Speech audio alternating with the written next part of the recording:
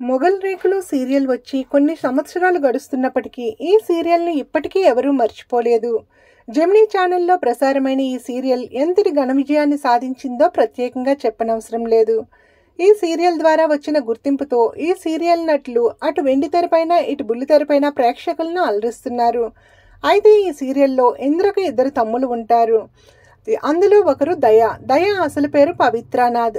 ఈ సీరియల్ తర్వాత చాలా సీరియల్స్లో నటించినప్పటికీ పెద్దగా గుర్తింపు ఏమీ రాలేదు. అయితే పవిత్రానాథ్ ఇక లేరంటూ పలువురు బుల్లితెర నటులు పవిత్రానాథ్ ఫోటోను సోషల్ మీడియాలో షేర్ చేస్తున్నారు. అయితే పవిత్రానాథ్ మరణానికి కారణాలేంటో ఇంకా తెలియరాలేదు.